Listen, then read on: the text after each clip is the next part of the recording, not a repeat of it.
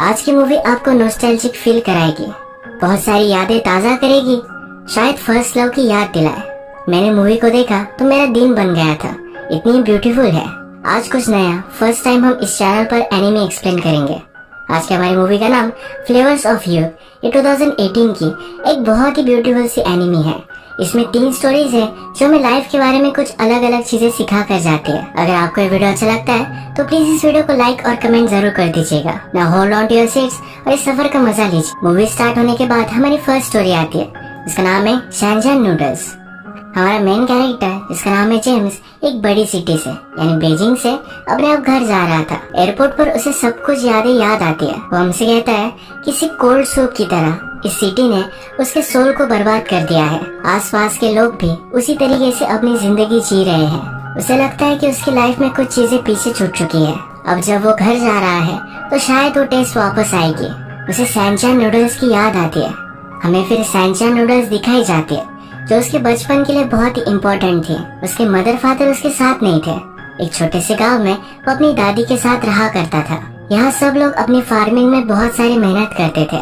सुबह सुबह एक नूडल्स के प्लेस पर जाकर सबका ब्रेकफास्ट होता था। इन्हीं नूडल्स के साथ जेम्स की चाइल्डहुड मेमोरी जुड़ी हुई है। बचपन में वो अपने फ्रेंड्स के साथ मार्बल खेलता था। शैनजान नूडल्स का बाउल लेकर उसकी दादी उसके पास आती थी। साथ में एक साथ हर दिन इन्हीं नूडल्स का ब्रेकफास्ट करते थे। जेम्स को इन नूडल्स की टेस्ट अभी भी याद है। राइस की बनी हुई ट्रांसपेरेंट नूडल्स, उसमें बहुत सारे मशरूम्स, थिक सूप, ये सब बहुत ही ज्यादा टेस्टी था। सब फ्लेवर्स एक दूसरे में घुल मिल जाते थे। वो कहता है इन नूडल्स के पीछे बहुत सारी मेहनत लगती थी। जिस छोटे से रेस्टोरेंट से आती थी वहाँ पर हस्बैंड एंड वाइफ ये दोनों ही काम करते थे। बाकी लोग रेडीमेड नूडल्स यूज करते हैं पर हमेशा अपने हाथ से बनाते थे। सब इंग्रेडिएंट्स को फ्रेशली काटते थे। हर सुबह शॉप के बाहर हमेशा लाइन होती थी। बाद में जेम्स को पता चला कि वो शेफ एक्चुअल में एक बड़ा शेफ था। वो फिर से अपने गाँव आकर लोगों को सर्व कर रहा था। जो भी उसका फूड है इसमें प्यार झलकता है। उसकी ग्रैंडमा उसे कहा करते थे अगर तुम्हें अच्छा खाना पसंद है तुम्हें वैसा ही मिलेगा। एक दिन अचानक से रेस्टोरेंट बंद पड़ गया। शायद किसी को जेलसी हो गई या उस शेफ के सिटी के बॉस ने उसे वापस बुला लिया था। इसके पीछे का रीजन किसी को भी पता नहीं था, पर सब लोग उन नूडल्स को बहुत ही मिस करते थे। जेम्स कहता है कि वो दोनों कहीं भी होंगे हमेशा लोगों को अच्छा सा सर्व करेंगे। वो लोग लकी होंगे। इसके बाद अगली मेमोरी जो उसे आती है ये उसके हाई स्कूल की है। उसके हाई स्कूल के पास और एक नूडल शॉप था। ये शॉप रेडीमेड नूडल्स यूज करता था पर फिर भी बहुत ही टेस्टी था। नूडल्स के ऊपर की टॉपिंग या हाई फ्लेम में वो बनाया करते थे, जिससे बहुत ही बेस्ट टेस्ट आती थी। जो लेडी इस नूडल्स को बनाती थी उसका बेटा भी उसी स्कूल में जाता था जहाँ पर जेम्स जाता है। जेम्स से उसकी जान पहचान थी। ये सब बातें उसने उसे कही थी। जेम्स को यहाँ के नूडल्स पसंद आते थे पर यहाँ आने का रीजन उसका कुछ अलग था। एक लड़की इस शॉप से होकर आगे स्कूल में जाया करती थी। ये जेम्स की सीनियर थी, पर जब वो धूप में जाती थी तो उसके बाल लहराना, गोल्डन दिखना, ये सब जेम्स को बहुत ही लुभाता था। उसने उससे कभी भी बात नहीं की, पर हर रोज उसे देखने के लिए वो यहाँ आया करता था। ये सीन देखने के बाद बॉलीवुड का गाना याद आता है। घर से निकलते ही कुछ दूर चलते ही रास्ते में उसका घर, कल सुबह देखा तो बाल बनाती वो खिड़की में आई नजर। वो जब यहाँ से गुजरती थी तो जेम्स को लगता था कि सब चीजें हमेशा ऐसी ही चलेगी। एक दिन वो फिर से अपने नूडल शॉप पर आया तो बदल चुका था। नूडल के लेडी को उसके हस्बैंड ने समझाया और उन्होंने फिश शॉप डाल दी थी। न्यू शॉप तो आ गया था पर जेम्स को लेडी खुश नहीं लगी। एक दिन स्कूल में एक स्टूडेंट को बहुत मारा गया था। उस नूडल लेडी का ही ये बेटा था। उस लेडी के बहुत सारे होप्स थे कि उसका बेटा सही से सीखेगा और अच्छी सी जॉब लेगा, पर ऐसा अब कुछ भी नहीं हो सकता। वो बहुत ही ज्यादा दुखी थी। इसके बाद और भी कुछ दिन चले गए और ये नूडल शॉप फिर से ओपन हुआ। नूडल लेडी का बेटा भी उस शॉप में काम कर रहा था। ये एज अ फैमिली तीनों बहुत ही खुश थे। जब जेम्स बड़ा हो गया वो सिटी में काम करता था। हमेशा उसे बचपन में अपनी ग्रैंडमा की, उस नूडल लेडी की, सबकी मेमोरीज आती रहती थी। कहता है कि मैं आज भी नूडल्स खाता हूँ, पर अकेला ही। जिस कमर्शियल नूडल शॉप में नूडल्स खाता है वहाँ के नूडल्स पर उतनी ज्यादा टॉपिंग नहीं मिलती। उसका टेस्ट तो ठीक ठाक है पर बचपन जैसा मजा नहीं आता। अब फिर से प्रेजेंट में जेम्स फ्लाइट लेकर अपने घर पर आ गया क्योंकि उसकी दादी बीमार थे। उसकी दादी कहती है कि शायद हम दोनों मिलकर फिर से कभी शैनचैन नूडल्स खा ना सके। ये सुनकर जेम्स की आंखों में आंसू आ गए। अपने दादी की गुजर जाने के बाद कुछ दिन वो यही रुका। एक दिन जेम्स वॉक पर निकला। उसकी पुरानी स्कूल, पुराना गांव, सब कुछ देखा। स्कूल के पास नूडल शॉप आज भी वैसे का वैसा ही था। नूडल लेडी अपनी फैमिली के साथ सब लोगों को सर्व करते थे। ये पूरी फैमिली खुश थी। कुछ चीजें कभी भी नहीं बदलती। वो फिर से वहाँ बैठकर उस लड़की को याद करता है। यहाँ उसने रियलाइज किया कि लाइफ में चीजें कितने भी हार्ड क्यों ना हो जाए, पर फिर भी एक आशा की किरण तो आने ही वाली है।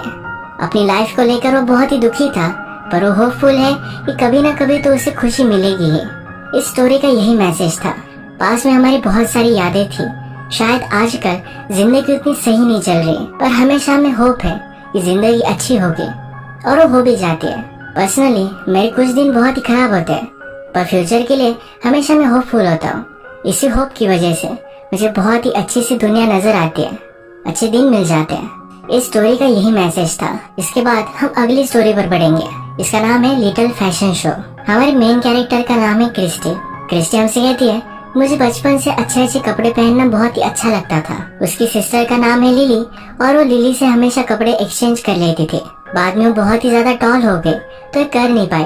क्रिस्टी को लगता था कि उसका टॉल होना ये कुछ सही चीज नहीं है, पर उसी वजह से उसे एक जॉब अपॉर्चुनिटी मिली। वो बहुत ही अच्छी मॉडल बन गई। अलग अलग कपड़े पहनना उसे अच्छा लगता था, तो यही अपनी पूरी लाइफ तक वो करती रहेगी। वो बहुत ही ब्लेस्ड महसूस करते थे, और बाद में उसने रियलाइज किया कि हर मॉडल का एक दिन होता है। उन्हीं दिनों में वो ट्रेंडिंग में होती है।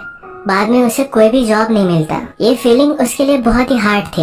एक शो के बाद एक जगह पर वो खड़ी थी, तो उसका एडिटर उसके पास आया। वो कहता है, आगे देखो और मुझे बताओ कि तुम्हें क्या लगता है।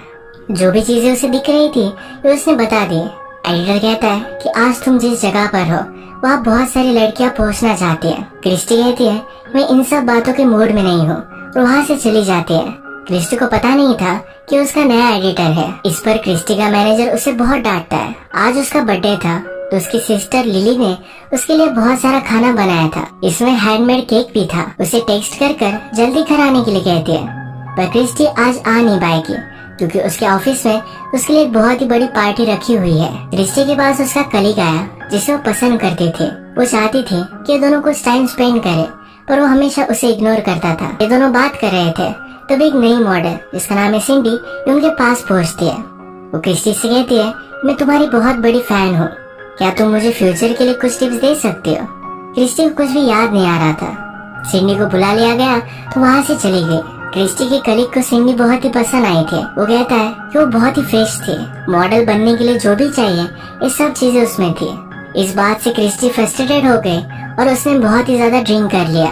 वैसे उसका मैनेजर उसे घर लेकर आता है। लिली ने इतना सारा खाना बनाया था, तो मैनेजर को बुरा लगता है कि सिंडी कुछ भी खाने की हालत में नहीं है। लिली कहती है कि मैं मेरी सिस्टर के लिए बहुत ही ग्रेटफुल हूँ। अगर वो नहीं होती तो आज भी मैं यहाँ वहाँ रहा करती।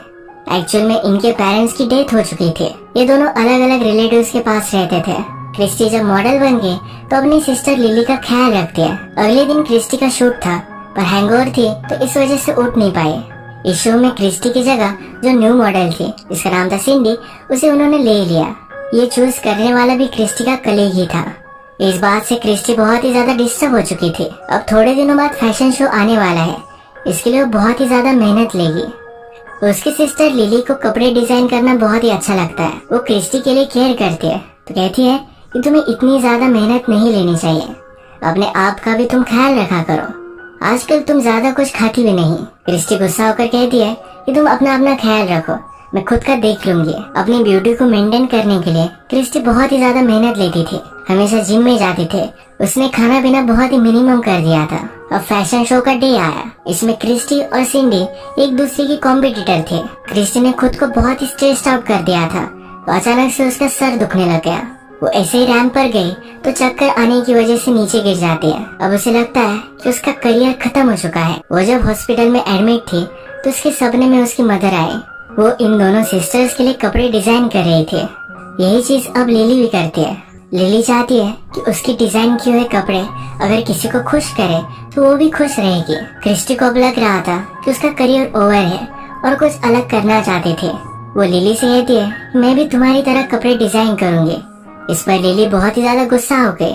क्रिस्टी का हमेशा से एक ही गोल था कि वो मॉडल बने और अपनी सिस्टर का ख्याल रखे। लिली अपनी सिस्टर को अपने गोल से डिवेट होता हुआ देखकर बहुत ही ज्यादा गुस्सा हो गई थी। क्रिस्टी ने गुस्से में लिली से कहा था कि तुम्हें जो लाइफ मिली है ये सब मेरी वजह से मिली है। लिली को इस पर गुस्सा आ गया और वो स्कूल जाकर रह रही थी। इसके बाद क्रिस्टी अपने मैनेजर से मिलने के लिए आई। वो कहती है कि अब मैं जॉब छोड़ देने वाली हूँ। वो अपनी सिस्टर को सपोर्ट करना चाहती है, इसलिए पैसे कमाएगी। उसका मैनेजर कहता है कि तुम दोनों चीजें चाहते थे, मॉडल बनना और अपनी सिस्टर को सपोर्ट करना। तुम्हारा तो कोई हस्बैंड भी नहीं है तो तुम्हारा ख्याल रखेगा। तुम्हारा फ्यूचर ये बहुत ही ज्यादा अनसर्टन है। क्रिस्टी अपने मैनेजर पर भी गुस्सा हो गई। कहती है कि मेरी वजह से तुमने बहुत सारा पैसा कमाया है और मुझसे इस तरह से बात कर रहे हो। मैनेजर कहता है इसी गुस्से की वजह से सब प्रॉब्लम हुआ है। अपनी सिस्टर को भी ऐसा ही कुछ तुमने बोल डाला होगा। ये जो तुम्हारा गुस्सा है ये तुम अपनी मॉडलिंग में दिखाओ। अगर मेहनत करोगी तो फिर से टॉप मॉडल बन सकती हो। क्रिस्टी भी अब इस चीज के लिए मान जाती है। उसके मैनेजर ने एक शो के लिए उसे आने के लिए कहा। अगले दिन क्रिस्टी के लिए लिली ने कुछ नोट छोड़ी थी। इसमें उसने वेस्ट स्टॉप लग किया था। क्रिस्टी फिर फैशन शो की जगह पर पहुंचती है। क्रिस्टी की मैनेजर और लिली ने मिलकर लिली के सब सर्कल को यहाँ बुलाया हुआ है। जो ब्यूटीफुल से क्लॉथ्स लिली डिजाइन करती है यही पहनकर अब क्रिस्टी को फैशन शो करना है। क्रिस्टी का शो बहुत ही सक्सेसफुल हुआ। अब उसे किसी के पास भी काम मांगने के लिए जाना नहीं पड़ेगा। इन दोनों सिस्टर ने मिलकर एक क्लोथिंग लाइन ही डेवलप की है, एक बड़ा बिजनेस खड़ा कर दिया है। ये दोनों सक्सेसफुल हो गए। ये स्टोरी भी हमें बताकर जाती है कि कभी भी हमें हमारे ड्रीम से भागना नहीं चाहिए, उन्हें करेज के साथ परस्यू करना चाहिए। अब मूवी की अगली स्टोरी ये हमारी लव स्टोरी है। इसका नाम है शंघाई लव। मूवी स्टार्ट होती है और हम देख सकते हैं कि हमारा मेन कैरेक्टर, जिसका नाम है रॉन, एक नए घर में शिफ्ट हुआ है। शिफ्टिंग में उसका फ्रेंड पॉल उसे हेल्प कर रहा था। उसे पछतावा आता है कि बहुत ही इम्पल्सिव डिसीजन था। उसने अपने पेरेंट्स को बोल दिया था कि वो घर से चला जाएगा। अपनी बात से वो मुकर नहीं सकता था, तो इसी वजह से अब वो शिफ्ट कर रहा है। एक्चुअल में काम पर उसे बहुत ही ज्यादा लोड था। जो डिजाइन उसे बनाने के लिए कही गई थी उसके बॉस को पसंद नहीं आई। उसे बहुत डांट पड़ी।